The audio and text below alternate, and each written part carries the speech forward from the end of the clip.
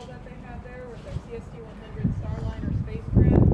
That spacecraft is slated to start its first uncrewed flight test in June of 2018 next year, and then will be followed by the crewed flight test in August of 2018. So that's the place where they're going to be doing all the different buildings and testing out of the systems, and then they'll be transforming over to your Slip 41, which is where the launch for CRS-7 is happening tomorrow, since they're using the same launch provider of United Launch Alliance. Let's see. Then we have our other company that we have out here right now is SpaceX, which is launching from our historic launch pad 39A. I'm sure you're all aware that they've just recently completed their first couple of launches from 39A, which is truly exciting. As somebody who used to work on the shuttle program, it just lights you up that we're actually using that launch pad again, and it helps strengthen KSC's multi-user spaceport and that persona that we're going for over there. They have their work all spread out across the country, right? They have out at Hawthorne, they're building their Dragon capsule, which has a lot of different features than their currently cargo Dragon, right? You need to add some systems in order to make it work for crews. So your environmental control life support systems, they're revamping their parachute systems, you've got your wonderful spacesuits that we have to mature and fashion through. So both companies are doing, honestly, phenomenal progress. We're looking to have certification here, and then we'll have our post-certification missions where we'll actually conduct our 6-month rotation missions to the International Space Station. So each company has already been awarded the full complement of 6 post-certification missions each, so that's 12 missions. So that continues sustained services to the ISS for a good number of years. And with that, we actually get a capability of increasing the crew size on the ISS. So we'll go from the crew currently slated to a crew of 7, since each vehicle can carry 4. Both these vehicles have lifeboat capabilities that will allow the crew to return in the case of an issue or something unprecedented towards something happens on the space station. And both these companies, they have ambitious schedules and they're working forward towards certification in these test flights, but as NASA, they won't fly until they're ready to fly and they meet our rigorous human rating certification requirements, which are included in the contract, and both companies have to meet the same set of requirements, and it's truly exciting. I love the fact that I get to put all of it together and make an overall certification package and do this wonderful stuff. So I guess that's my overview. So questions, feel free to answer what I can, and look at Stephanie if I'm not supposed to say something. Who do you like more between SpaceX and OA-7? I like both companies. Smart. I work predominantly on Boeing, so I know a lot more in depth on the Boeing spacecraft, but every company, they've got their pros and cons. They're truly innovative designs, and they're really taking this head on. It's really cool to watch it come together, from somebody who got to see the proposals and what they had to do, and all of it on paper, and seeing it slowly manifest itself into actual hardware and things you can step in and switch on, and watching the qualification tests coming back and seeing all this. It's truly incredible. So we always are working for both companies to be extremely successful. Yeah. Hi. So we talk about how commercialization of given these private companies has increased funding for space exploration. Are there any downsides to this privatization that you've come across? Me personally, I haven't found any yet. I would say that a lot of questions that we get from a commercial crew perspective is, well, if it's commercial and they're doing it for less, you must be sacrificing something in order for that to happen, and we're truly not. We allow the companies to come up with their own design and solutions to meeting our requirements, but they still have to meet the same level of human rating requirements that any other NASA vehicle has had to meet before it. So in the end, I haven't really found any. It is cool to see, even though working with commercial, with Boeing and SpaceX specifically on the TCAP contract, we're still pursuing Space Act agreements with our other companies like Sierra Nevada and Blue Origin to try to increase that capability and make that overall marketplace. So me personally, no, I haven't. Do we have like anything lined up for asteroid mining? Not in our commercial cruise perspective. Right now we have what we call a design reference mission, and our current design reference mission is to do that 6-month pre-rotation mission to the ISS, and that's what our requirements are based off of. But we do have the opportunity, probably at a later time, to expand that design reference mission as required. Like like moon base and mining asteroids? Yeah? There's a lot of that, but it's a lot of work to get our companies up to the ISS, so we're focusing on that first and foremost, at least from a commercial crew perspective. I know other parts of NASA have their more of a deep space perspective when you're going to our Space Launch System and our Orion spacecraft and the various capabilities that they're building into that. Yeah, Darth, So, again, probably one of not. the main goals of commercial crew is to enable the rest of NASA to go into that deep space exploration while we're getting the low Earth orbit onto our commercial providers. Is commercial crew looking at anything after ISS? Like, if, for example, if ISS was going to be funded through like 2025, for example, is the hardware that you're working on today and have been working on for all these years expected to last longer than the space station?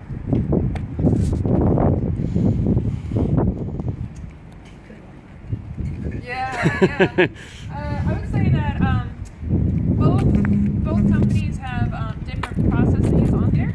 So we're certifying the design to go to it. So the design. Let me take one more step back. NASA certification is a certification of the design, ground, mission operation, recovery operation. So the certification envelops the whole package. So in theory, if you extended the ISS, they could build the same package and apply it to other ones. With 12 post-certification missions and each one happening at a 6-month time frame, after the certification happens, that gets you to however many years you want to calculate that out to. So, and both companies have different types of reusability plans on their vehicles. So if the ISS were to be expanded, I'm sure that the commercial crew can fill that capability. So one additional thing, with these being commercial systems, they're also an opportunity for industry. So Right. if there are opportunities where, say, Boeing or SpaceX wanted to pursue other opportunities to carry commercial customers or anything like that, they can too. So for NASA missions, we're focused on the International Space Station, but there's definitely a capability for them to pursue other opportunities. I see all-American flag, so the commercial crew would be certification to send American astronauts, or would all these certifications with SpaceX and Boeing also include international astronauts? Includes international partners. International partners are in that overall certification of NASA. And the other international partners that send astronauts up, they all have the same certifications that are requirements that NASA has? I'm trying to think of a good way to put this one. So each aerospace nation would have their own processes, Okay. but our standards would cover them. So they could fly on our missions. They're working that process now. I can't necessarily say what the students were certified to so many years ago. Yeah, that's what sticks to my head too. That's why I'm like not sure what I can say, but know that once we're certified, like we're actually working the process right now in commercial crew to engage our international partners so that they understand what we're doing for certification and what systems their crews are going to fly on as well. So it's a lot of work in progress. Thank you. Yeah, so for those human rating requirements, I guess, you know, for the scope that you were just talking about, the scope that covers international and national, what's the most common point of failure when people are going through that process and you have to stop them and say, nope, you didn't meet this? Is there a common point, or is it all over the board? I would say it's not specific to one point, right? A lot of things are uncovered when we go through what we call the safety review process. We have a safety technical review board, and you have multiple phases in that where you're going through the entire the entire system, right? You're going through the entire certification envelope, and you're looking for those causes of failures and trying to mitigate or design out those failures. So as we're going through this process, you're looking to make sure that we have failure tolerance to catastrophic events. You're looking to ensure that your loss of crew and your loss of mission numbers are within the ballpark of what we required. You're trying to go through that whole process and identify all those failures and design them out or mitigate them the best as you can. So there's not really one systematic process, right? There's a couple hundred hazard reports that we're working through and trying to understand those, and then you have to verify that all those controls are in place, and then you have our requirement verifications on top of that. So you never know where it could be. That's why you have to kind of look at everything. I hope I answered your question. I think so. So for them choosing the crew for the commercial flights, do they go through the NASA process to select the astronauts that would go, or is that completely separate entity? Excellent question. For our commercial crew, we've actually already selected the 4 astronauts. Okay.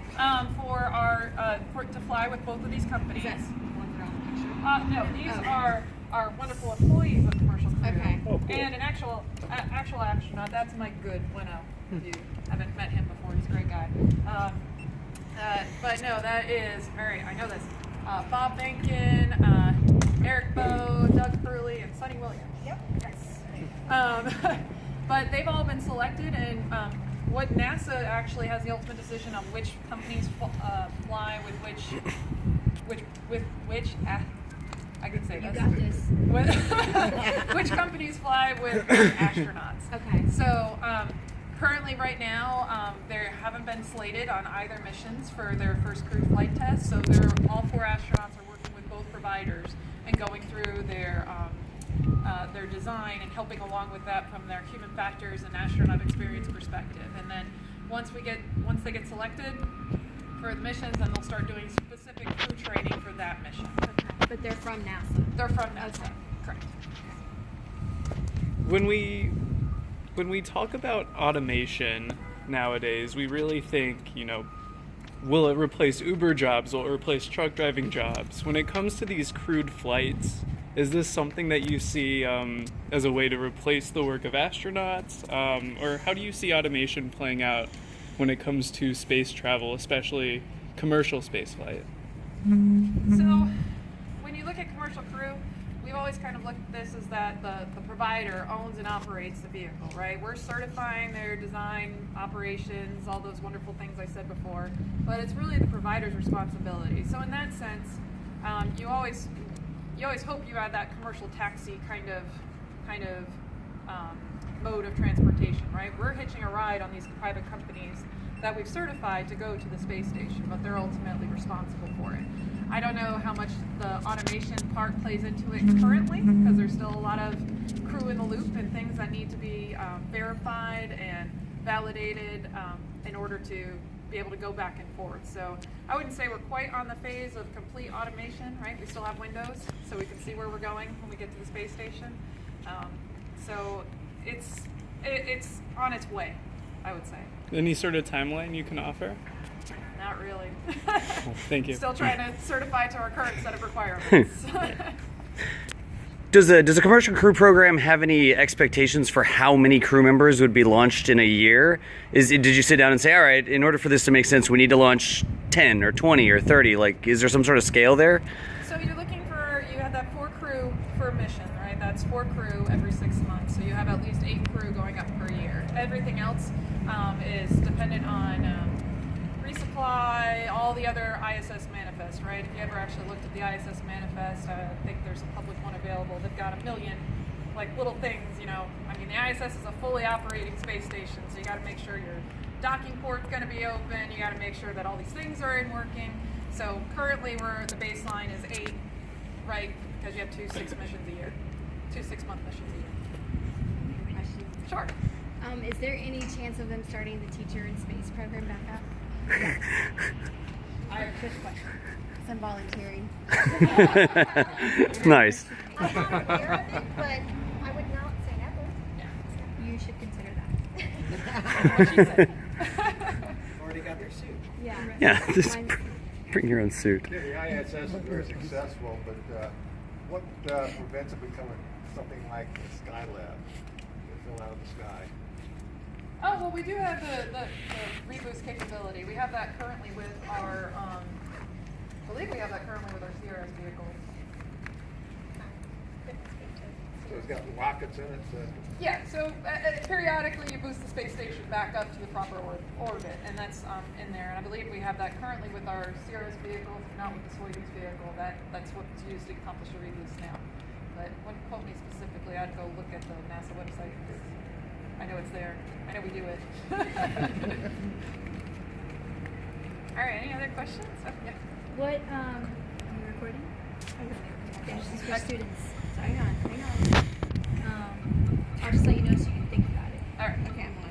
All right. Okay, just What would you say to students who are watching you about the journey to any of these roles, any of these positions, even maybe being on the astronaut list? What would you say to them in terms of the most important things that they should not leave out of their studies? Wow. Well, I will say the same things that I currently say to my 4-year-old son, because all of it's important, and the most important thing I think you can take away is that you can do it. Like, you can do it, right? Like, I grew up watching the space shuttle, and I watched it. And I'm from Connecticut, right? Not even close. So anytime I'd see the space shuttle come up, I'd get the little newspaper clippings and be like, "Oh, it launched!" And I was always interested in space, and I wasn't really sure if it was possible. And then we had a couple astronauts come to our school and talk to us, and made it realize that it's real. Like, you can do this. Like, you can study. I ended up getting a degree in engineering and then a master's in physics.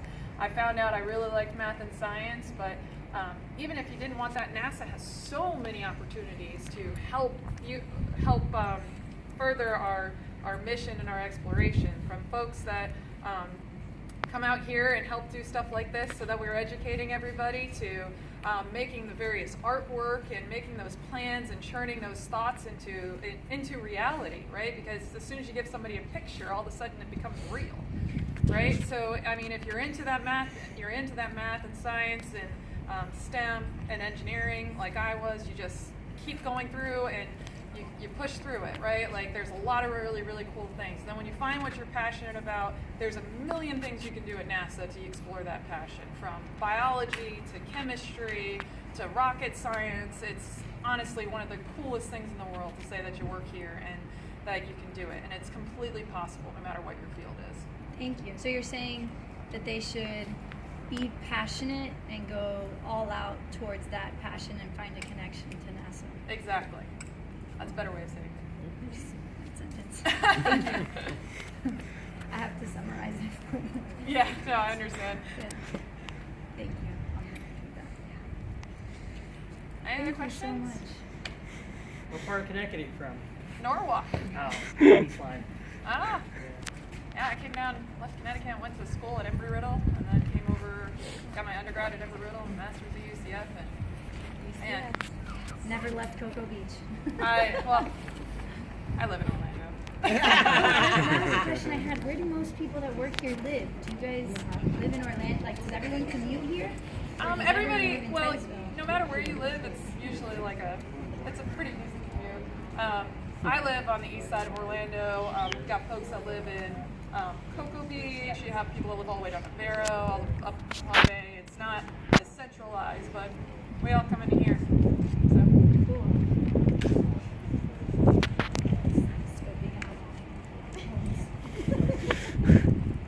Any other questions? Cool. Well, thanks, everybody. Thank you. All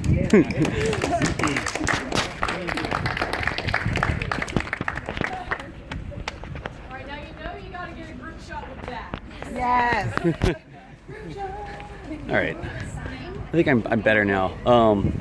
So that was like a really quick presentation from people with the commercial crew program right now, and apparently everybody's going to come over here and get a selfie. So I guess we'll put Twitch chat in the selfie again because I can do that. I wasn't talking very much there. I was listening to what they were saying.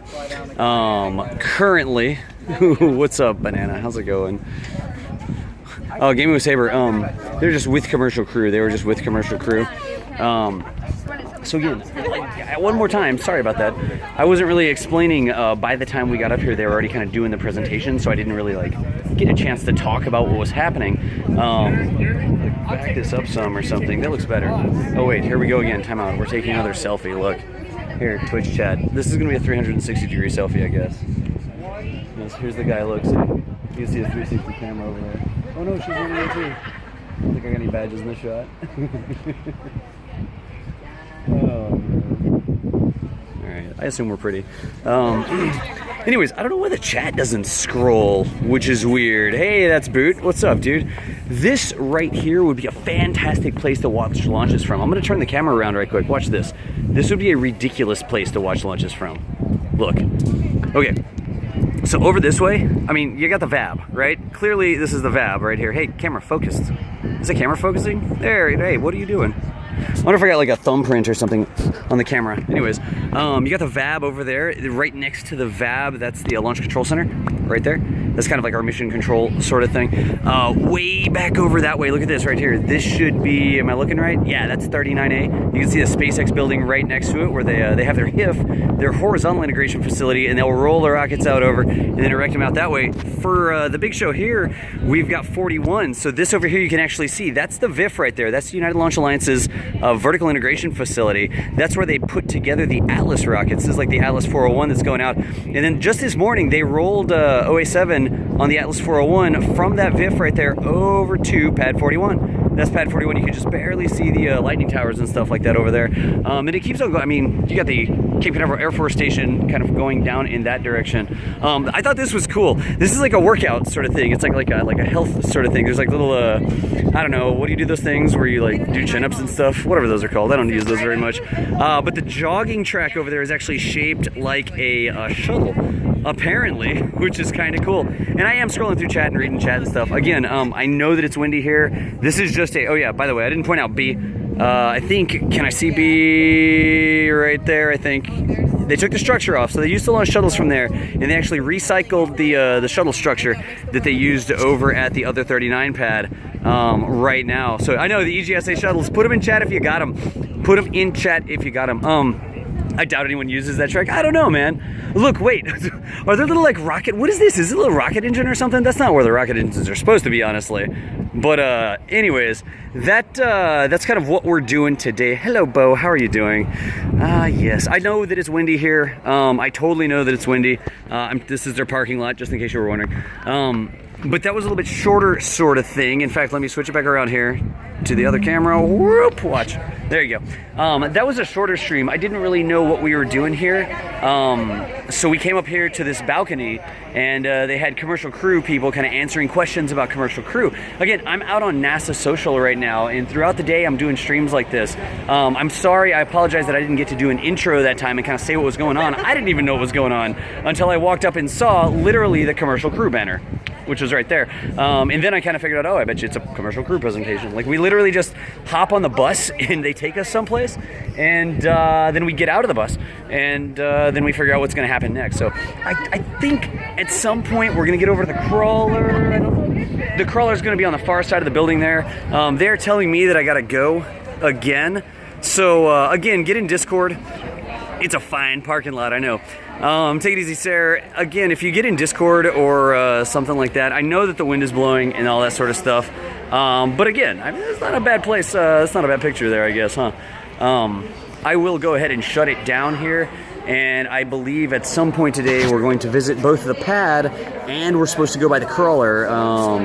The last I heard, I think that was on the schedule that I saw somewhere, hopefully, but I don't know what time. So if you're just idling the channel here, or you're over in Discord, or you're following me on Twitter, I will tweet and stuff. But I'm gotta go before they leave me here. I mean, I could stay here. I would. Also, check out all the clouds. Aren't the clouds fantastic? Anyways, I'm gonna go ahead and shut it down, y'all, and keep on keeping on. Here, I don't even know what building I'm in. I'm just like walking around. There's elevators involved. Look what this is. This is kind of weird.